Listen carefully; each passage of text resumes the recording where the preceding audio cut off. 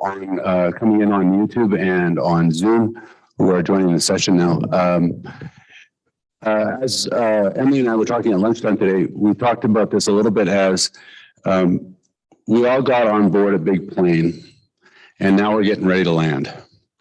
And thank you for being on that plane ride with us and for just participating as you have been, coming and listening and giving feedback, and thank you so much. We have something really, really marvelous to look forward to right now.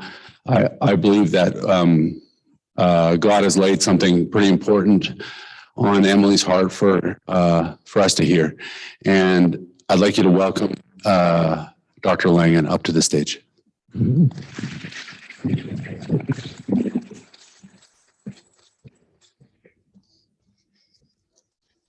Well, she asks with some trepidation, did you flirt your way through lunch?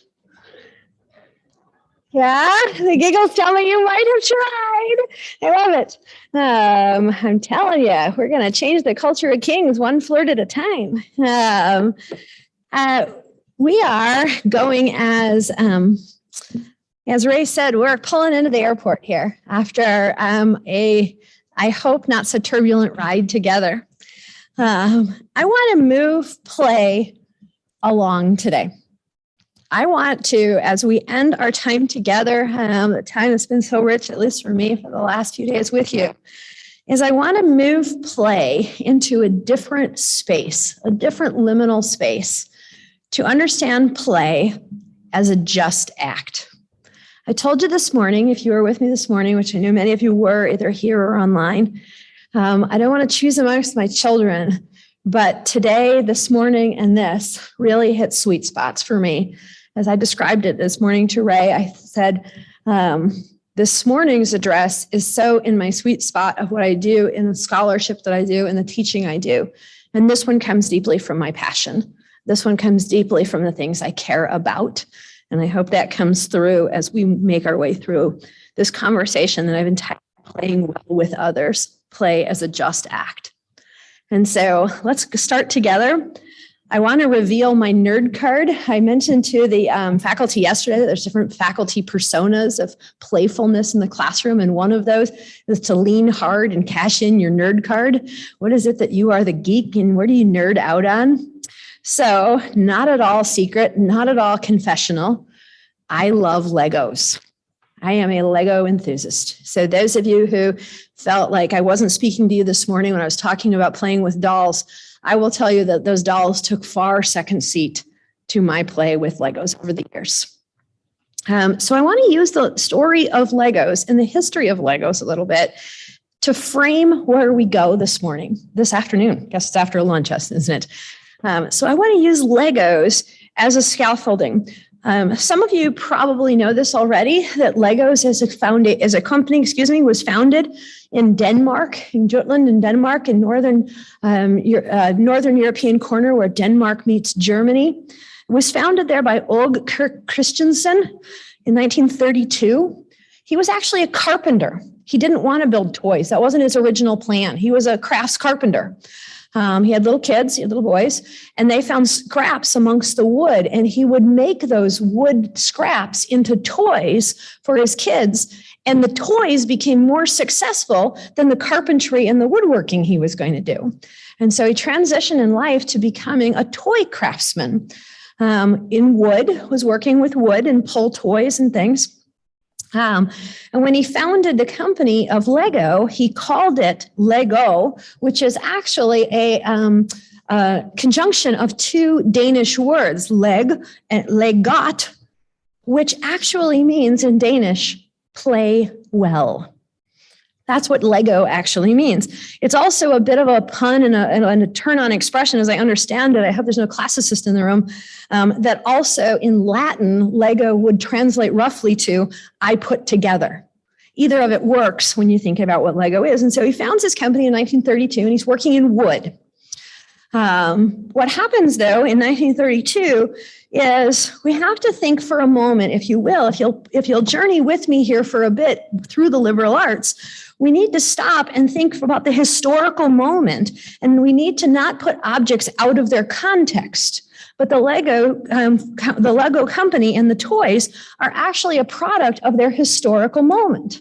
And so we need to put ourselves into that historical moment to understand what's going on. So in circa 1930s and 40s in Northern Europe, what's happening? You have the destruction after World War I, and you have the coming destruction of World War II. And that's the cultural moment, the historical moment that the Lego company was founded in. And so as it begins in the 30s, in 1932, it doesn't actually get much traction because they're in the years between the war, and there's just not the industry. After World War II, in the late 1940s, the Lego company experiences a resurgence, but it comes as a result of a historical occasion, actually two historical occasions, which is Christensen. He was a woodworker. He was committed to working in wood, and his factory burned down because he was working in wood, and it burned down twice. This, if you don't believe in signs from God, I think the second fire might have been a hint, right? He decides instead to pivot to something that is far more accessible at the time and actually not a scarce resource, which would also be something that the history would tell you, that in the midst of the rebuild of Northern Europe, wood was hard to come by, but moldable plastic was not. And so they pivot and they begin to make bricks of moldable plastic. Now, keep in mind again the historical context that this is based in. Literally, Northern Europe is destroyed. The physical structures of the landscape are gone, and the culture needs to rebuild. They need to build the structures back to normal life. And so what happens is you have to build something. Lego is a product of its historical moment. The toy was made to build. And so what happens is wood, now replaced by moldable plastic, becomes the way that we build things as playmakers. Okay? Now, I'm going to pivot again and think not as a historian, but think with me as a sociologist or as an anthropologist. Now, I don't want you to think about the historical moment that this occurs in, but the people that this happens to. That the people are manifesting a cultural moment that is in the ether, which is a building moment. That Northern Europe at the time, the cultural moment was to build. Kids were playing that out in their toys. They wanted toys that built things. That's what they saw happening everywhere else. Much of play is mimicry. And what was being mimicked was the cultural value at the time, which was to build something. Okay, I got to pause. If I was back on my campus, one of my colleagues, Tiffany Kreiner, who's absolutely the most playful English professor, would say, yay, liberal arts for the win right now. So I'm channeling my inner Tiffany and saying, this is what it means to study the liberal arts, right? To pull history and sociology and art all into one, into a study of the history of toys. Right? So this goes on for quite a while, from 1948 or so, when they transitioned to plastic. They're buildable toys. They're pieces that are able to be put together and to build structures. Now, Lego is only bricks until 1974. In 1974, enter these guys. Now, I'll nod. These were actually mine as a kid. So those are about 45-year-old pieces of Lego.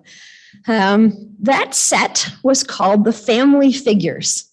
They came into the Lego landscape in 1974, which also makes perfect sense. Right? When you think about the cultural moment at the time, early on, the structures were important to build. The people were there, the survivors of the war, but they needed to build the structure. Now, if you know anything about child psychology, you understand, or education, you understand that children are narrative in their play. They tell story through play. And so what happens when you do make believe, think about it. On one hand, children, when they do make believe, they tell a story. Okay, I'm going to be the mommy and you be the daddy. I'm going to be the big sister. You be the little sister. They're playing roles that are narrative. Or little boys might say, you be this character and I'll be that character in our action figures. Or maybe it's girls that are playing with action figures. Kids tell stories through their toys. It's elemental to their play that they are imagining a different reality. So naturally, it leads you to needing people to go in the structures that you have now built. You need a person. Now, you see here, they were built out of the brick. They're a little head and they're built out of a brick. Right? It's called the family figures. They're a little awkward at best, but they're people-like. Okay? Now, I want you to notice a few distinctive things here on these early, what's called family figures. You'll notice that they are intentionally bright yellow. That bright yellow color was a strategic choice by Kirk Christensen, which is, it is a non-real skin color. It doesn't look like anybody. And in not looking like any particular person, it could stand for any person. Because now it's not a skin tone that matches anyone, but all of us are little yellow Lego people. You will also notice the exceptionally happy expression on this family. Okay? Now, if you know much about psychology, and particularly cultural psychology, you will know that the Scandinavians, and particularly the Danes, have some of the highest overall life satisfaction and contentment. They are happy people. So, of course, their toys are happy toys. They look like the people that they were a part of. Okay? The Danes are their creators, and they look happy like the Danes. Now, you will also notice, perhaps you already have, I hope you can see it, it's a little hard against the backdrop, there's strategically ambiguous hair. That is a weird hair cut, whatever that hair is. Okay? Again, second only to Sweden, but in general, Scandinavian countries have the highest reported gender equity value. Their hair was made to be gender neutral. You could have that hair if you were a boy, or that hair if you were a girl. You could wear the hat if you were a boy or a girl. And so their toys represent the cultural moment that they exist in. Now, I come to some kinks in the armor. You'd think I was a fan at this point. I'm actually not a fan of the family figures, but there's a kink in the armor. You'll notice they're not the right scale. They don't fit the scale. This is really important. Lego as a creator, Lego Company as a creator scaled their toys to the size of the hands who were playing with them. That's why the bricks are small. Okay? Have you ever played with Legos as an adult? You can't take them apart sometimes. Every once in a while, you feel like handing it to a kid and saying, can you take this apart? And they'll be able to whip it apart, no problem. My hands are too big for it. But kids do it really well because they're sized for their hands. These figures are not sized to play in the structures that you would build with a Lego. That'd build a pretty big house to put those family figures in. So what happens? 1975, enter the first smaller figure Lego. They were originally called a stage extra. I'll show you him. He's going to be alongside, again, originally mine. Okay? The stage figure's on the left-hand side here. He is now scaled to the right size. You see him, he fits now, but he's not movable. As you can tell, there's a problem. He would fit within the structure, but he can't actually do anything. He's not interactively playful. And so while I now can make a figure out of something different, substantively something different than I made the chair that he can sit in, The problem is he can't sit at all. He is neither armless, legless, nor movable. So what happened is they created a figure that doesn't fit within the world that kids could create. Enter Spaceman, the little guy on the right. He enters the scene in 1978, originally called Spaceman.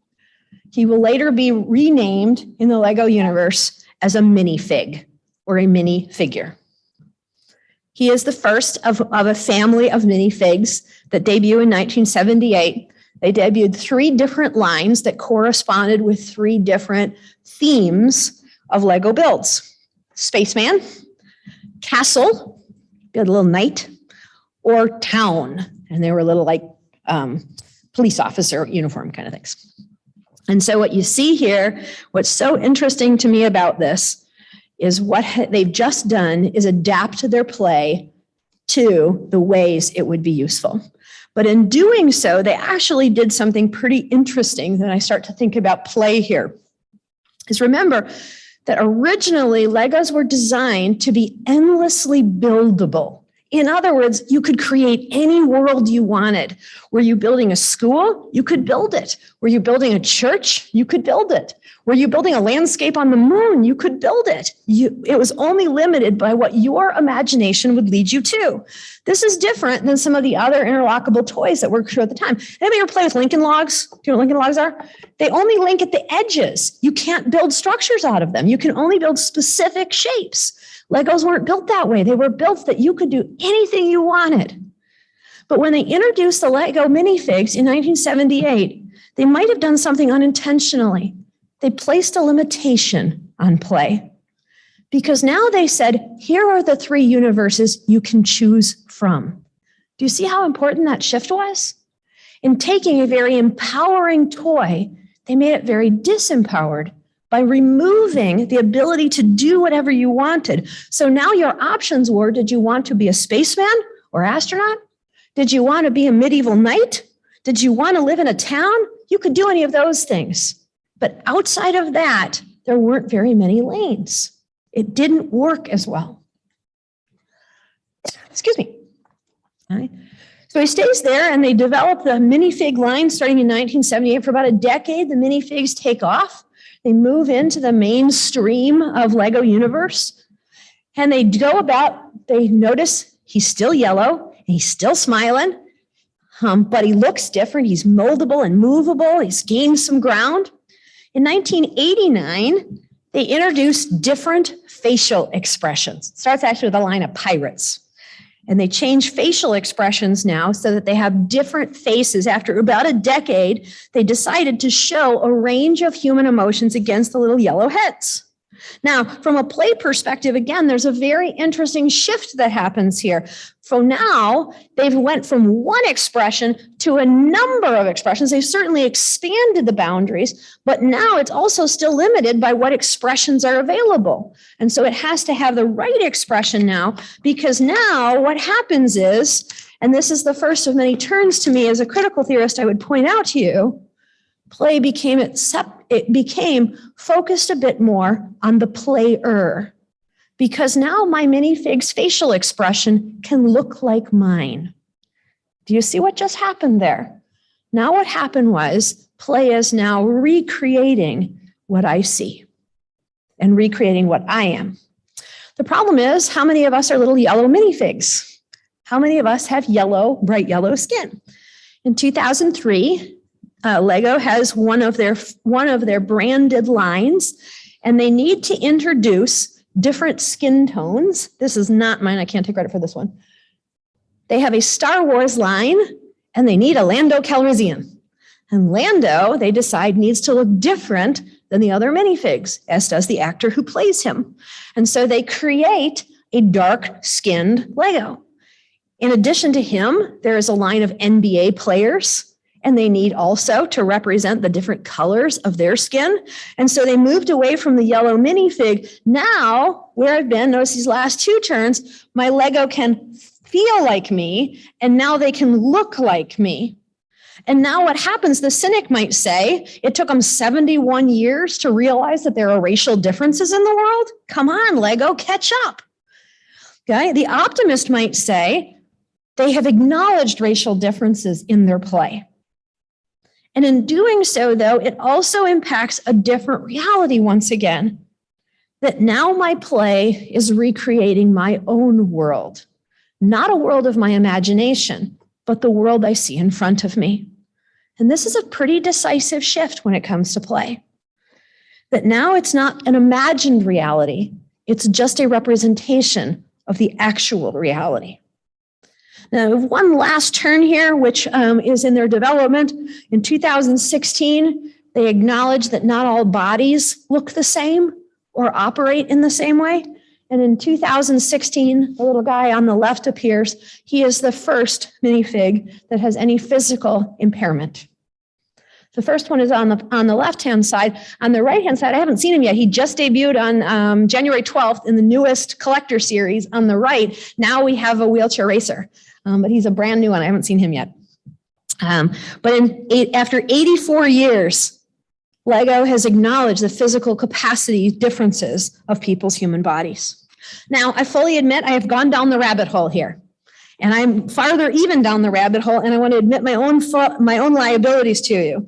There's a backstory here. You'll hear about a little bit about it more later.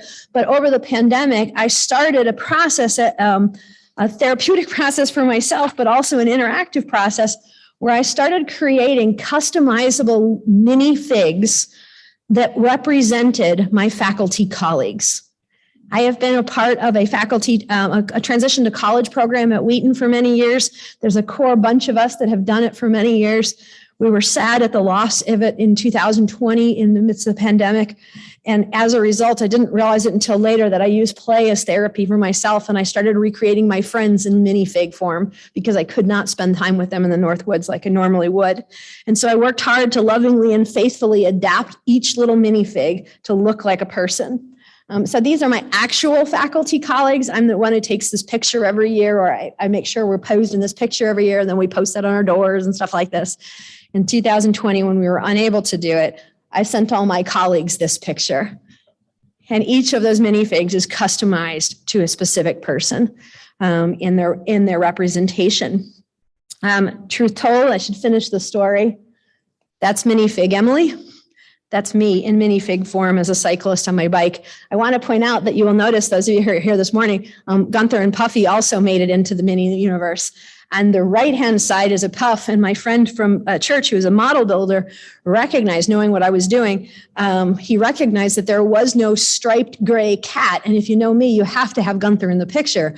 So my friend actually lovingly, as a model maker, made the striped Gunther that matches his actual picture. So I have a customized Gunther minifig as well. Now that's a lot of backstory. I'm going to use a lot of those pieces. I'm going to knock those magnets off like we saw Gunther do yesterday. And I want to talk about it because I want to use those pieces to talk about how play is a just act. Now, please notice the intonation I made there. I am not saying just play. I am saying play as a just act. I don't want to confuse you, because just as a modifier can downsize something. Oh, they're just a friend. I've minimized the friendship. Or just play. Don't think about it. Just do it. I don't want to do it that way either. Here, I want to talk just as in justice. And in doing so, instead, I want us to think about the Lord's calling to us as told to the prophet Micah. Some of you are likely familiar with this particular passage. With what shall I come before the Lord and bow down before the exalted God? Shall I come before him with burnt offerings, with calves a year old? Will the Lord be pleased with thousands of rams and 10,000 rivers of olive oil? Shall I offer my firstborn for the transgressions of the fruit of my body, for the sin of my soul? And the Lord replies, he has shown you, O mortal, what is good. And what does the Lord require of you? That you act justly, that you love mercy, and that you walk humbly with your God. My call to us today is that we can live this out in play. I want to return once more to the stages of play. Good news for those of you who have journeyed with me over the last 2 days. We're on the top step today. We made it. This version of Piaget's learning is about cooperative play, interactive, co-constructing realities with reciprocal rules, with interaction and awareness of one's partner or partners and the ways that we react to them. And so we've made it to the top of the ladder here this afternoon as we talk about justice as a cooperative act. It's not something I do, it's something we do. And we couldn't get there when we were at the bottom of the ladder, but we can now.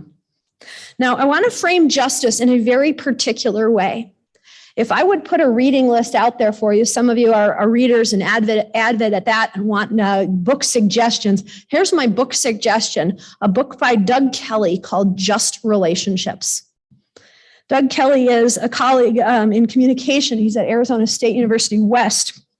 And he frames justice in a particular way that is different than I think many of us think about social justice. When I tell you we're going to talk today about justice, probably many of you thought about power, distributive justice, making unjust situations just again through the distribution and realignment of things. We think about the cultural moment both the US and Canada has experienced in social justice, issues related to Indigenous peoples and Indigenous children here, issues related to race and sex and gender. We're in a moment where social justice is very much in the ether. But that's not what Doug Kelly is talking about. His version of justice is a relational act. It's not a social justice movement. It's the ways you and I move together that are just. Doug Kelly says he views justice as a way of being with one another. Just let that sink in for a minute. Am I just in the way I am with others? Not what I do for them or what I can get for them, but in the way I am with each other. My colleague Rich Buttman would tell you that you are a human being, not a human doing. And in doing so, are you being just? There's a full quote from Kelly. I'm going to show you just the end of it here, but I'm going to start by giving the ramp up and reading.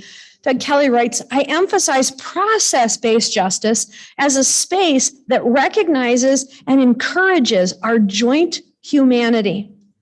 This discussion is situated within a broader framework that views relationships as moral entities. I frame morality as that which allows for our full humanity. Central to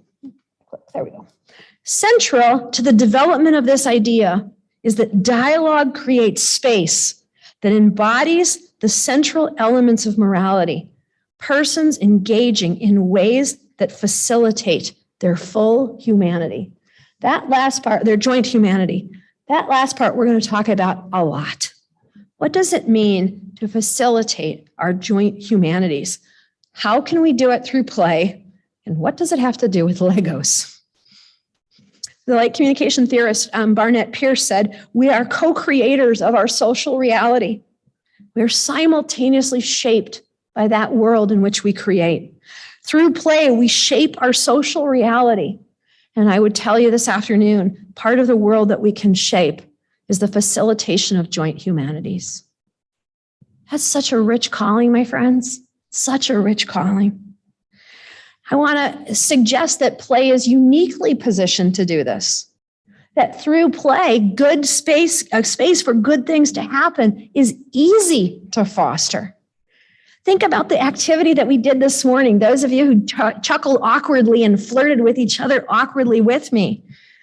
Did you think at the time you were practicing justice? I hope not. I didn't say it. It would have been a spoiler alert. But I think you were. Because you were recognizing the humanity in the other person, and they were recognizing yours. And that is a just act. Play is uniquely situated for this task. I want to say three parts of that that we have already been through. So I'm going to touch on them and just walk past because we've already been here. One is that play is less threatening environment. My friend, an actor, my friend who's a professional actor would tell you that actors play a lot of silly games because it allows them to feel loose and let down their guard. It is non-threatening to play the silly game. Anybody ever engaged in any outdoor education? Anybody ever done any training on ropes courses or any initiatives? My friend who is an outdoor educator says, why don't we actually just put them in their actual conditions, Emily? I want to teach them problem solving, so let's give them an actual problem to solve instead of a silly game. He says the reason we don't do that is because your guard is up when you're trying to solve a real problem, but your guard is down when you're doing an initiative. You can learn the principles in the action of play that you can't learn when those guards are up. So he says it's much better to take them out of their normal environments and put them in an unusual environment so that they can be less guarded. Play is uniquely situated to allow us to move into other spaces. We've talked about this already as well, that when we play, we try out other things. Play allows us to experiment in a way that we may not do when we're acting seriously. Instead, play allows us to not think that there is a preset option. Remember, unscripted, spontaneous. Play allows us to violate the violatable, as my friend Mark Lewis would say. Now, the last one, we spent some time on it, but I want to go in a different direction, which is play as a teacher. We talked a lot about that this morning as well, and I'm going to go into a slightly different variation of this to say that we learn by playing. And we learn specific things. We talked about it this morning. We learn cognitively, we learn physically, we learn verbally, we learn how to do with others socially. But what I haven't mentioned until now is that while play is a teacher, it has certain boundary conditions upon which it has to exist in order to teach us. Okay? So it's not a teacher just by itself, just an inherent value, but it has to be constructed in a way that it is optimal for teaching. Okay? In outdoor education, there's a 2x2 model about favorable conditions and risk assessment. And my friend Nate Thompson would tell you that in order to hit the sweet spot where play becomes the most beneficial is you have to thread that needle. And the needle that you are threading are the conditions favorable to get what you want? And are the risks accessible and perceivable such that you can manage them well? He will absolutely bark at me if I call them safe, because he says there are no safe conditions. There are managed risks. Okay. And so you thread the needle between an optimal condition. Okay, it has to be enough of a challenge and enough favorable, but it can't crest. And it has to be enough of a risk, but not too much of a risk. So you end up with a 2x2 chart like this, right? So I'm going to go around starting at the green, and I'm going to use some examples from outdoor adventure play. If you are an adventure sports person outside, I'm going to use some examples that might work for you there. In the green corner, when it is low favorability and low risk, there's not much to gain, but also not much to lose. My equivalence here is when you go canoeing or kayaking or paddleboarding on a lake you know really well, okay? And yet at the same time, it's maybe not the best of days. In other words, it's low favorable conditions, but it's very low risk. Not much to gain, not much to lose, probably not much worth the effort. When you move along, however, when the favorability conditions go very high and the risk is still managed, you end up with something like going out rappelling on a particularly challenging course, but you have a good guide and good equipment. In other words, it's great conditions and the risk is very manageable. And as a result, a lot can be learned here through play in those environments. Now, on the other hand, when I go up to the pink condition, the high condition, what you end up in, what am I doing here? Yes, when I go up to the pink conditions and a high condition, what you end up with is a challenging environment where the risk is perhaps off the charts and too great. What you end up with in this condition is, for instance, mountain biking on a very technical trail. Well, you still have the chance of high injury, but you also have high skill, good equipment, and a good guide. The risk is very high, but so is the payout. This is the go big or go home phenomenon. Now, what Nate would tell you is even in this condition of high risk management and high conditions of favorability, learning is possible, because play feels very rewarding here. I've tried hard, I've worked hard, and I've gotten somewhere. Now, on the other hand, play is just dumb when you have low conditions of favorability and high risk. What you have here is going to mountain climb on a wet and foggy day. It's just a dumb move. The conditions are not good to get good outcomes, and the risks cannot be managed well. And so play has to thread this needle. I have to do enough to understand the conditions I'm in to learn well. Mikhail Csikszentmihalyi talks about it as flow. I won't go into very much detail here. It's not important for us. But you'll notice over here, where skill level is high and challenge is high, this is an optimal condition for Csikszentmihalyi. The others, when either my challenge is too great or too small, and my skill is either too great or too small, also aren't threading that needle well. So play has to exist in a certain environment. It has to be boundaried in a way in order to be most bang for the buck. Now, let's think again about play as justice. I want to foreground this conversation to remember that I think play is an act of sanctification. I want to put a theological turn on it. That when I say it's an act of sanctification, play can be the Spirit of the living God who works within us. He refines the edges. He taps into our areas of giftedness.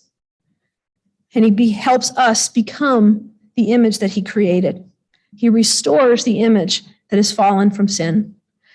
I want to emphasize that I think God wants me to be fully me, and he wants you to be fully you.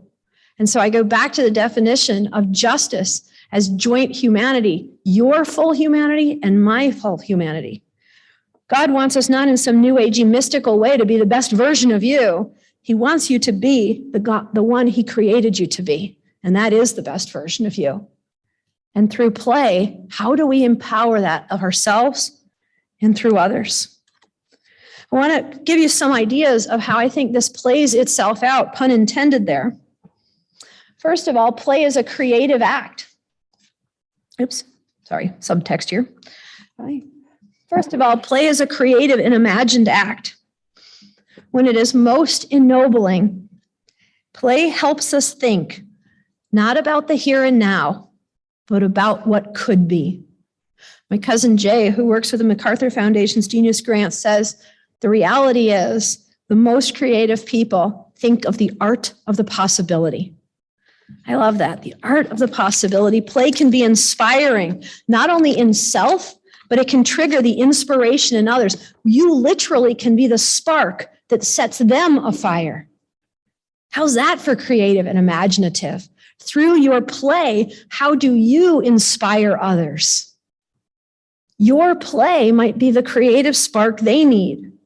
If you haven't seen it, there's a documentary now. I think it's on, I'm blanking. I think it's Amazon Prime. It might be on Netflix, called Get Back. It's a documentary about the Beatles and the creation of the 1970 album, Let It Be. Now, the backstory that some of you are likely too young to know or too young to be aware of is that in 1970, the Beatles were on the verge of breaking up. The band that had defined the earlier decade was on the outs. But what they set for themselves was a challenge to create their first live recorded album on the rooftop with 14 brand new songs that they had not yet written. And the band came together, and the documentary by Peter Jackson documents this process of how they were able to work through it and literally inspire each other, despite their differences, despite their interpersonal conflicts. Their innovation sparked the innovation of each other. There's a particularly noteworthy scene where they're just noodling around with a sound. I can't even remember who it is that starts it. I think it might have been Ringo starting, and he's hitting the drums, and then George Harrison picks up his guitar, and Paul McCartney sits down at the piano, and all of a sudden you hear the refrain, which will become the song, Let It Be. And it comes just like one spark after the next. As one guy's riffing leads to the other guy's riffing, leads to the third guy's riffing. And the next thing you know, you have such a creative masterpiece in the song, Let It Be. A creative spark that triggered the full humanity of each of the artists as they came together to create. I'm going to give you another example that I think is so fun, and it'll change the way you see the world. I hope it'll ruin your lives. Do you know the backstory of the Post-it note? Anybody? Post-it Note was a product of the 3M Corporation, is the product of the 3M Corporation. And for their engineer level employees, part of their time was designated as innovative time. It had to be unstructured. It could not be on task. It was time that they wanted them to think, and they wanted them to play with ideas. 3M is an adhesive company. They make glues, okay? So one of the creators at 3M, one of the chemists at 3M, was also a choir singer, sang in his choir at church. And as such, he went through the scores of music. If you're into choral music, you understand the scores of music, and then they would turn them in afterwards. But he wanted to be able to mark things in his notes to be able to sing well, but then he had to remove those notes so that he could give them back. And so he didn't want to damage the pages. So he needed, essentially, from 3M's perspective, a failed adhesive. So he went to the chemist and he says, here's what I need. I need an adhesive that only sticks as long as it will, but when I take it off, it doesn't leave any residue. And that's not what we do. We put things together. And he said, I need you to put them together so that I can take them apart. And he designs the Post-it note, and he puts it before the engineers at 3M, and they reject it. This is not what we make. He didn't let him stop him, though. He made up a trial sample of them. And in probably the most shrewd organizational act I can remember, he hands those out to all of the administrative assistants, to the higher ups at 3M. But he only gave them a couple. He gave them a couple of samples. And when they ran out, they came to him and said, that's great. We need more of those. And he said, ask your boss for more of them. Post-it Note became 3M's largest selling product line. Through his innovation, through his sparked idea, through moving in a space that was undefined and allowing him and the engineers to do something they had not yet done before. They would not have done it had he not come to them. There was a creative spark of which playing together created something. A second way I think play is particularly beneficial when it comes to justice is that play is exceptionally empowering. That's such a key word when we talk about justice. How do we empower others? What does it mean to empower them? It literally means to grant power. That's the meaning of the word, right?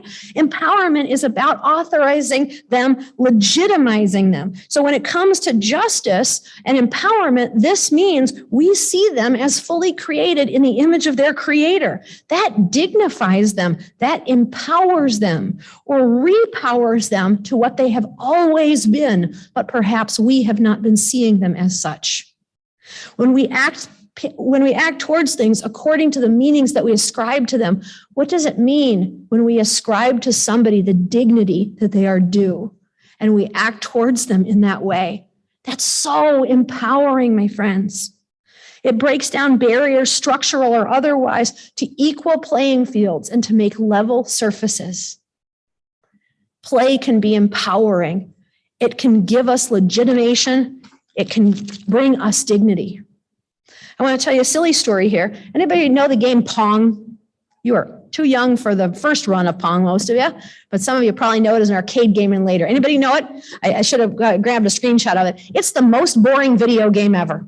Ping, ping, ping. It's two like white paddles and a little pixelized ball goes back and forth. Do you know it's the original video game for the Atari Corporation, which would launch the video game move of the 1970s? There was literally in the US a run on quarters because there was a coin shortage because people were spending all of their quarters playing Pong in arcades and bars and otherwise. It launched the industry that is Pong, or that is video games, excuse me. But this is the empowering part that I think is so amazingly interesting. The founder of Atari Corporation says one of the reasons that Pong stuck was it is also a cultural moment. It launches in 1972. Anybody know anything about the cultural ethos of 1972? It's the era of Title IX and feminism. And the creators of Pong and Atari said the reason Pong took off is that it is an egalitarian game. Anybody can win. This was mind-blowing to me when I came across it. I never thought of Pong as empowering, but they said it made it so a woman could play a man on the equalest playing surface there is. There is no gender here. Either of them could succeed. You could be fully human and fully whatever you were and have full chance of winning that game.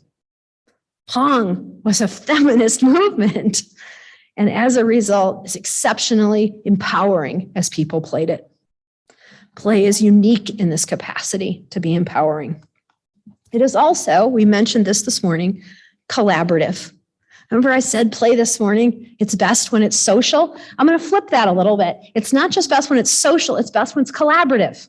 It's best not just when we are doing it with other people, but interacting to them. This falls really easily on lines with my Trinitarian theology. I believe in a Trinitarian God, God in three parts, and collaboration is part of my identity of God. It is also therefore part of my identity as a human.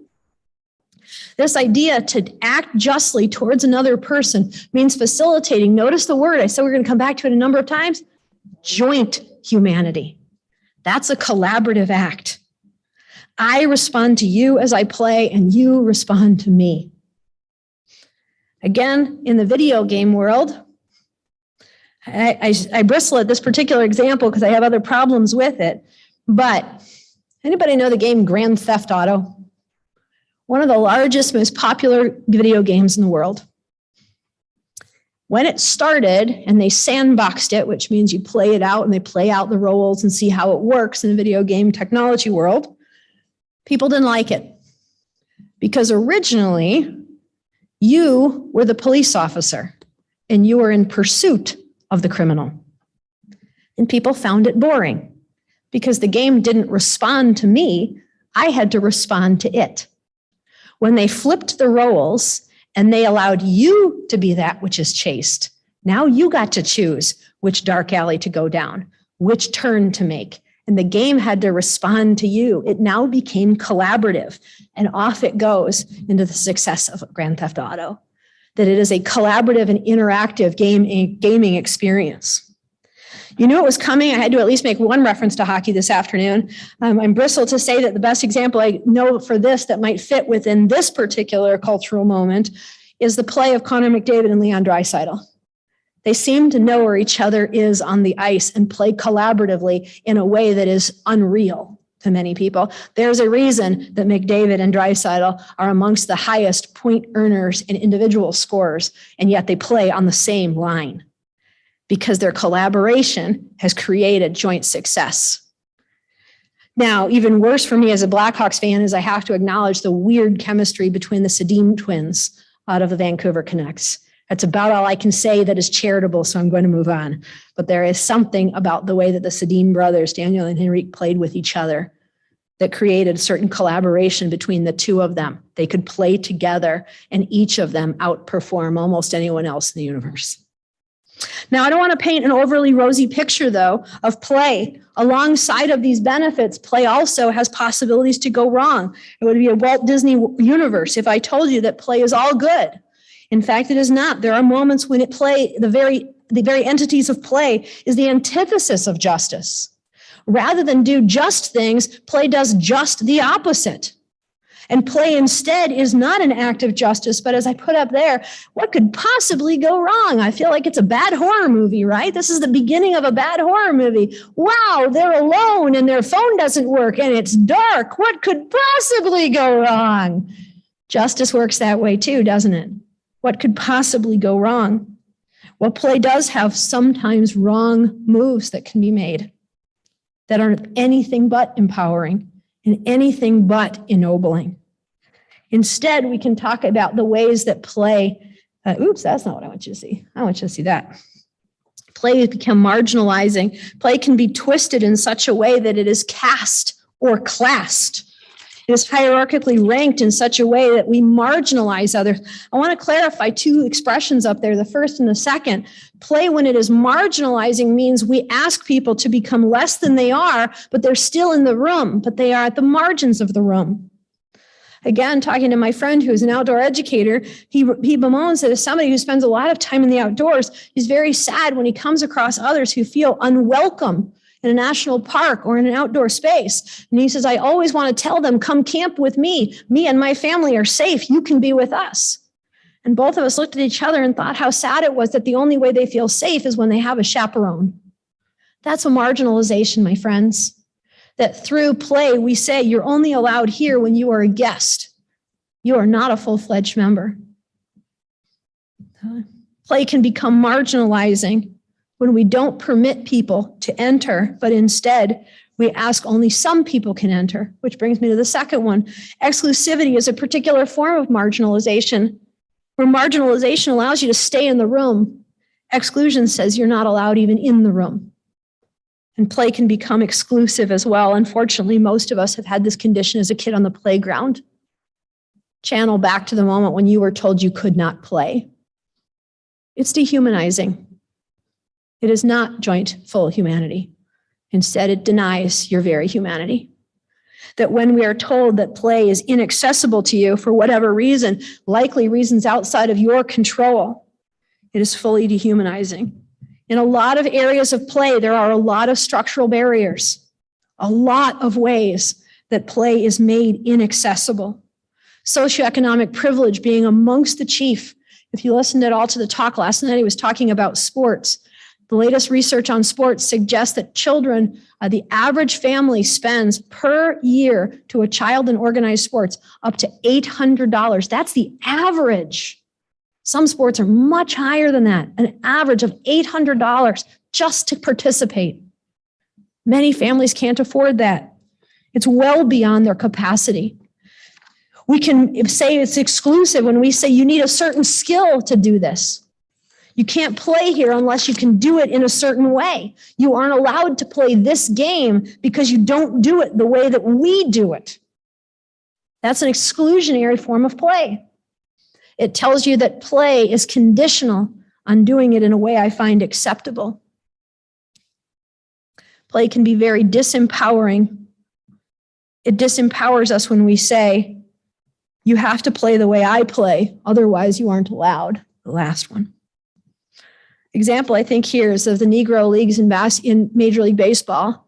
They were a thriving industry until the color barrier was broken by Jackie Robinson.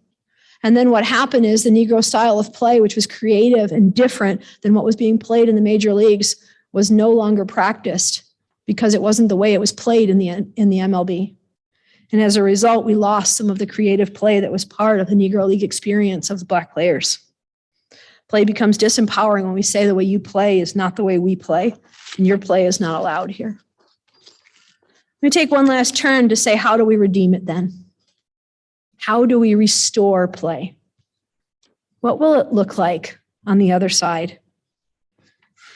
I want to give you a few things, and here I want to return to Legos. You knew it was coming. You knew I'd come back to it at some point. Remember, in the beginning, they were not the right scale. They were not movable. They did not have a range of emotion, and they did not reflect diversity. I would argue they were not just. But we can recreate, reimagine, and redo play. You'll notice the brackets there. I did that on purpose. The re part is a qualification. Play might have always been imagined, created, and deemed as just. But we have not treated it that way. And perhaps we need to rethink the ways we do it. I offer just a few ideas of how this might look. One is when play is adaptive, when it is modifiable and customizable. It's one way we can make play just, is we can create it into a condition where people can make it their own. There's a phrase from the arts. I heard it from my friends who are artists in all variations of art. I assume it occurs in other places as well. I just wasn't familiar with it. And my friends in the arts says, this is a phrase they know well: thou shalt not borrow, steal every time. It's memorable to me, and I didn't quite understand what he meant by it. And when I pulled it out from him and other artists, they said, the difference is when you borrow something, you remain it intact and it belongs to somebody else. When you steal it, you make it yours. And you make it ways that is customized to you, that is familiar to you. It is your full and joint humanity. You take what was theirs and you find out ways to collapse and repurpose them, ways to make something into something new. I want to show you one of my Lego builds. I'm going to show you a bigger version of it here in a minute, but I was building a bridge. And so I found a way to build it, and I went to find a piece, and I showed a picture of this there's a Lego store near me, and I showed it to the guys in the Bricks and Minifig store. It's not an official Lego store. It's actually a Lego cooperative store. And I showed it to him, and the guy grabbed my phone. He said, "How'd you do that? Let me see it." I'm telling you, I never felt so honored in my life that I'm showing the Lego guy how to build something. But I'm like, this is how I did it. He said, "Wow, that's an interesting idea. I never thought to do it that way," because I was playing adaptively. I played it in a way that made sense to me, and I used the bricks to make what I wanted, and that's the bridge I wanted to make. If you're familiar at all with Legos, you'll notice this is an arc. What I did was put the bricks on the underside of it to create the arc of the lats of the bridge. Okay? I repurposed it to a way that was workable to me. But the double bind is that you cannot borrow something, you cannot steal something until you have borrowed it. You have to borrow in the beginning, and then you can steal. My friend who's the actor said when somebody goes to audition for a play and he says, "I've seen that play before, I don't want to watch any movies of it." He says, "I don't tell you to watch one movie, watch 150 movies of it and then steal from them. Take from them and make it your own." I did the same. Over the last few months, I've started building Lego sets, which I have not done in 40 plus years, but the pandemic makes you do crazy things. Okay? So the first one that, not the first one, one of the first ones I built was this set. I wish you could see it. It's magnificent. It's called their Expert Build. It's a Parisian cafe. It's 3 stories. You take each one of those out and there's a whole story underneath it. The bottom has a restaurant. The top has a little apartment. And then the very top is an artist grotto. It's like 2,000 pieces. I was stunned. I've not built a Lego building forever. And the ways they do things now, I'm following their directions going, what? How did we get it? Oh my gosh, look at what it looks like. I'll just show you 2 pictures of the inside. I don't know how well you can see it. Look at how detailed it is. Can you see this at all? This is the kitchen. There's a turkey, there's a knife, there's a kitchen, there's a cutting board. How in the world do they make things like this now? So I built this one. Some of you will recognize this. I built the Friends set. It's Central Perk from Friends. It's another build that they do in their Expert Build. I built this one. Once I had done those 2, I had learned things that I could now steal. And I could use those in builds of my own and do things differently than I had done them before. This is my build I referenced earlier, building Honey Rock, Wheaton's camp in the Northwoods, where my friends and I go with our transition to college program. It's created and customized by myself, but it's using and stealing techniques that I learned from others. This is what it means that play is adaptive. It doesn't have to be played in a certain way, but you can adapt it. Oops, a little narrow, a little focus in on it. I'm proud of it. It's a lot of work. Right? There we go. Play also needs to be culturally and contextually bound. Just like the story of Lego that we started with, it circled back to that. It was a product of the moment it was in. It was Denmark and Germany circa World War II. Play needs to be sensitive to the cultural moments that it is in and the historical context that it occurs in. Many of you are familiar with the story of the Trobriand Islands in New Guinea.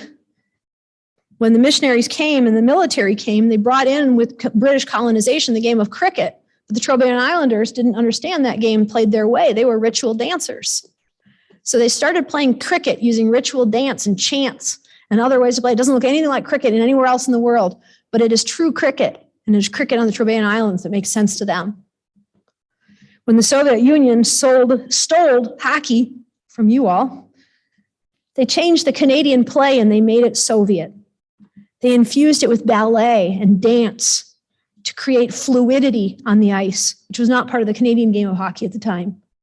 And the Soviet game of hockey was exceptionally successful, so much so they won events after events, including Olympics, all but that game in 1980, which one of us is very proud of. That miracle on ice game broke them, and they moved in and realized that the Soviet game had changed. Soviets wanted to defect and play it other ways.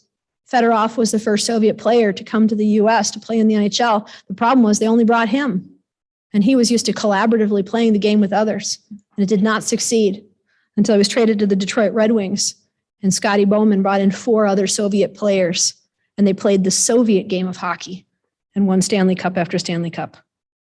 What happens when cultures adapt play is it becomes more just. Play can be highly inclusive. My friend who's a physicist talks about the area of astrophysics as pale, male, and stale. Just cracked me up when he said it. Pale, male, and stale. That is not inclusive.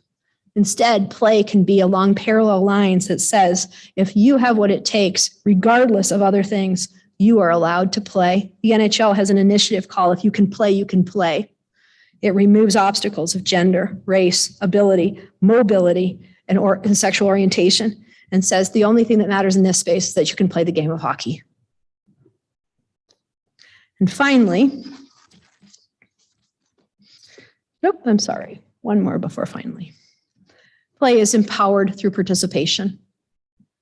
Play, if we want people to act like an owner, Stan Dietz, critical theorist in communication, says you have to treat them like an owner. You have to act like they are participants, and you have to allow them to participate. That includes giving them the resources they need to succeed, and that removes the barriers that stand in their way. And it means using your voice as an ally to their success, empowering them through participation and empowering them to be full humans. And finally, I would argue that we need to start from the margins. When we begin from the position of the marginalized, we start to understand what it means to play justly. That we ought not consider those to whom play works. But what would it look like if you ask the question first? What does it look like for those it doesn't work for? When the system is not working? I admit Lego did badly here. They tried to go from the center and be inclusive. And what they did was eliminate those who fell outside the circle. Now, I'm going to say the probably least controversial thing I've said in my 2 days with you. If we start by thinking about the ones that are left out, pushed out, or uninvited, we would begin to think more like Jesus. If we started by thinking about the ones who are left out, pushed out, or uninvited, I think we think more like Jesus. He thought about the margins first, not last.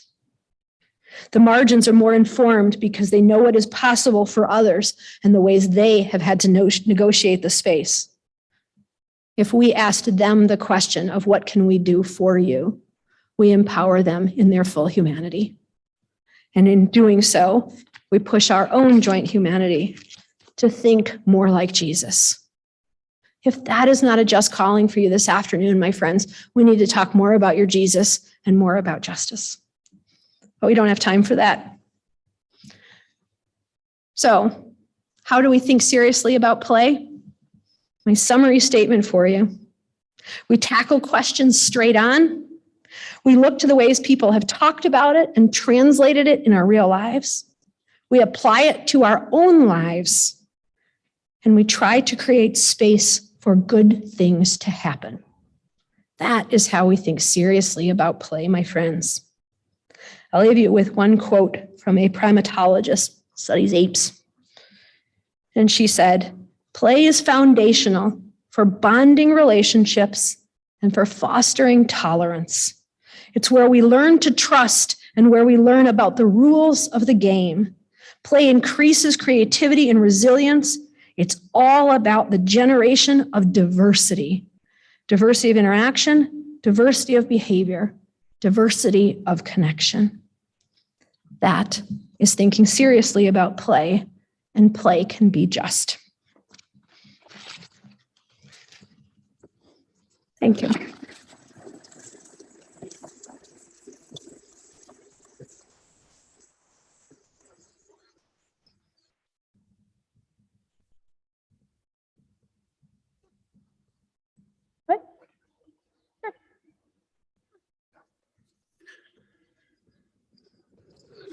I want to open the floor a little bit to questions. So if you had questions, that was powerful and very, very powerful. And I'd like you to think, if you have questions, I'll come to you with a microphone and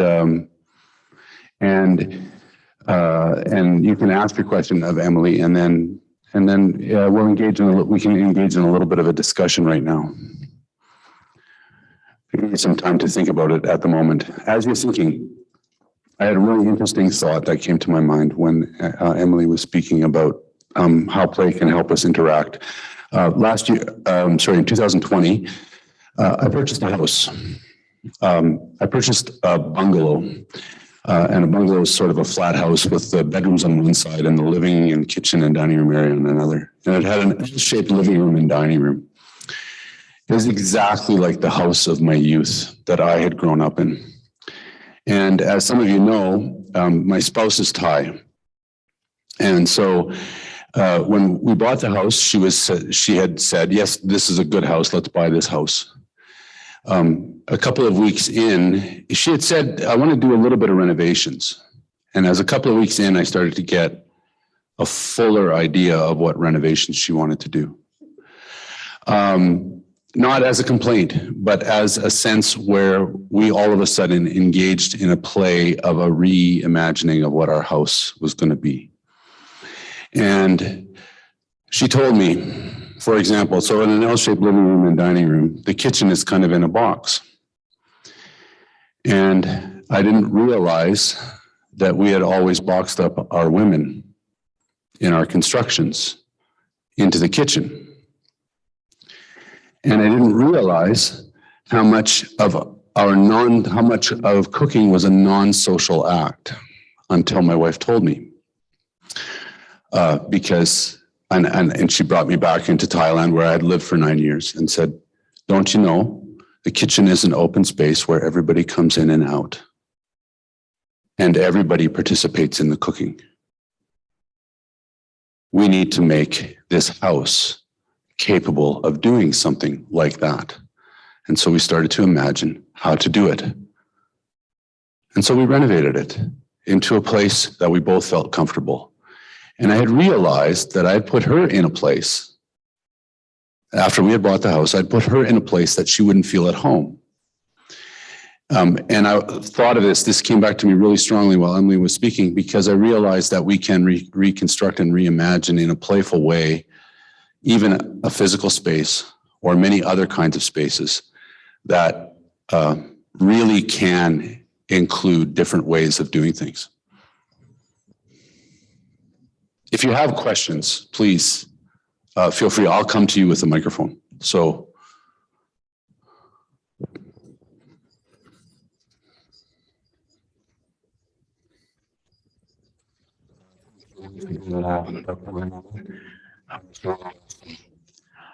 This is my first year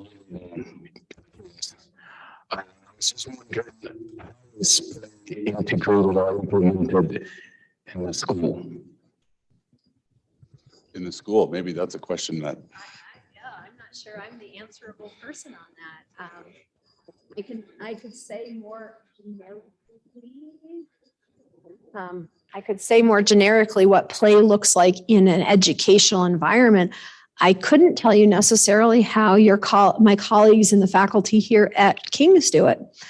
I will say, not to this audience, but yesterday I was in the afternoon session with faculty, and we talked about how do we imagine play as a teaching modality?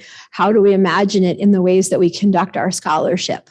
And so I don't know that I can answer the applied question, but I can certainly say that my teaching colleagues that are here at King's, they are thinking those questions. They are thinking about play and what it will look like in their classrooms or what it already does. And so that's my hopeful answer. That's not my non-applied answer because I can't answer it in an applied way. Let me give it a crack at the applied one. At the applied one, I probably, the first way to give it to you sort of in a short way is in our first conference, which was called Why Play. If you hadn't participated in it, if this is your first year and this is your first conference, I will be happy to share with you, especially the 5 keynote addresses by our last speaker, Dr. Heising, because 3 of those explore different facets of play that are happening at King's. In the arts department, in the education department, and in athletics, they were highlighted through her keynote sessions, and I would be happy to share those with you if that would help. Thank you. Are there any other questions? Welcome. Yeah.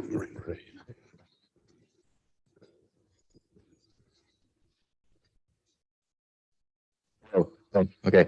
What do you say to those weirdos who do find enjoyment in what they do? So like, let's say you were a performing musician and some people find that absolutely terrifying. Then you're that one crazy individual that like loves doing it tons. My shortest answer, the same. I mentioned, I think this morning, this afternoon at the very start, but I said it also to the faculty yesterday. I think, especially in a play environment, remember what I said about flirting? You sort of have to do it for a while awkwardly by yourself. Parallel play, right, is down. Piaget's chart is down. Piaget is down talking about parallel play. I think sometimes when you do something in an avant-garde different way than everybody else, you know, the quote, I'm gonna mess it up, but the quote is something like dance like nobody's looking, right? You know, play like nobody's watching. I think the more we can think about trying to do that and saying, I enjoy doing this, I'm going to lean into it. And maybe others will catch on and maybe they won't, but I'm still going to find it. Because remember, play is intrinsically motivated. You are the reward giver. So whether or not the person next to you appreciates what you're doing, if it's true play for you, it doesn't matter, right? Is I'm having a moment here. I'm enjoying it. Look at my dance party in my kitchen with my cat. Trust me, I am not good. I went to a week in college in an era where you were not allowed to dance. It has forever stymied my ability to have any rhythm. Okay, let's be very clear on that. And yet I lean on in and my cat and I dance in the kitchen. Right? I'm kind of glad nobody's watching, to be honest with you, but I dance like nobody's watching. So I think my answer would be if you play in ways that are unique to you, play is contagious. So my answer is play your way. Others may pick up the charge and they may say that they are interested in it. They may not. And that's got to be okay too, because play can't be coerced. Right? So I hope that addresses at least the question a little bit. Yeah. Yeah, I think this will be the last question today. I don't know if this might be a little bit of a connection to what you were talking about, but at one point you were talking about like professional basketball players, they can't play for fun. But surely, like, if they're just playing around, it can be play as well as the thing that they're passionate and are also paid to do. There's a couple. I shied away from. I took the easy route. I'll tell you the truth. I shied away from some of the controversial edges that. I study persuasion, and we talk about persuasion as having pure entities, and then having the gray perimeters of is this or isn't this. And there's things with play that are that way too, which is how can I play when it is intrinsically motivated, and yet I'm being encouraged to do it by someone else, which is an intrinsic motivation. How can I play doing the thing I do, play basketball? I definitely think Steph Curry is out there playing with his friends. I don't know how he's doing it, but I think Steph Curry is playing. I definitely know it's true with a lot of hockey players. You see them out there and they're playing their game and they're having fun and they're doing their thing and they're getting paid $10 million to do it per year. Okay, that's not a bad gig, by the way. I think it's probably true of a lot of musicians. It's probably true of a lot of artists, right? This is the thing they do, and yet they're highly rewarded for doing it. But the thing that would make it play is that it's the thing they enjoy and that they are doing it. I bristle when people say, I would do this even if you didn't pay me to do it. Yeah, but it's nice to have the pay to do it, right? And so I don't think I want to negate that it becomes non-playful when we have incentive to do it. Right? Because I do think that's a problem. I didn't mention this morning when I was talking to my friend who's the potter, the ceramicist, and we're talking about social justice questions. And he says the problem is that some people really feel, I didn't say this and this might ring a bell for some of you, the moment we're in, he said, you have to respond to the social just moment, especially if you are a person of color, if you are a woman, if you are other conditions, you have to use your art to tell the story that needs to be told. You don't have the privilege of choosing to not do it. But now all of a sudden it wasn't a choice I made. Now that gray zone of is it by my full volition versus am I doing what I feel like I have to do? Is it still play then? Right? Is it play when an artist, particularly I'm thinking now in the arts, but is it a play? Is it still play when somebody speaks into the moment because they feel called to do so? I think so, but it's in that outer ring, right? And so admittedly, I took the easy way, and there's a lot of outer rings. There's a lot of questions where you kick the sand out of the sandbox for a minute and say, does that still fit? And I think this is one of them, which is when play becomes incentivized, can it still be play? Wink and nod and say, yeah, because I think Steph Curry plays. So. Thank you, Dr. Langan. I'm going to take this opportunity to thank again everyone who's participated, but we're not finished. Actually, there's still a little bit more. And the one thing I really wanted to tell you is that there's two sort of important sections of what Dr. Langan talked about today are going to be demonstrated in front of your eyes. One is an improv session, and I was a part of it. And excuse my language, it was freaking fun. I was a part of it yesterday. An improv session was a lot of fun. That's happening in the theater in N102, which is in North Academic Building at 2:30, which is really soon. And Dr. Suzanne Heising, who actually was the keynote speaker in the fall, is leading us through breaking bias through play. I encourage you to take part in either one of those two sessions this afternoon if you're still here, and if it suits you, and if you can do it, please do go, because they're so worth it. And Dr. Heising's session, Breaking Bias Through Play, is happening in room L113, which is just behind the atrium. So please come to those and enjoy the rest of your afternoon. I will say one thing: the course will stay open until February 4th. So the recordings will go up, and I expect all the recordings to be up by the end of the day tomorrow at the latest. And you have until February 4th to keep engaging with the conference. So you can keep engaging and looking at videos as you go. And you can see the exact requirements of what we need course-wise in the instruction section of your Moodle course. But again, thank you so much, and enjoy the rest of your afternoon.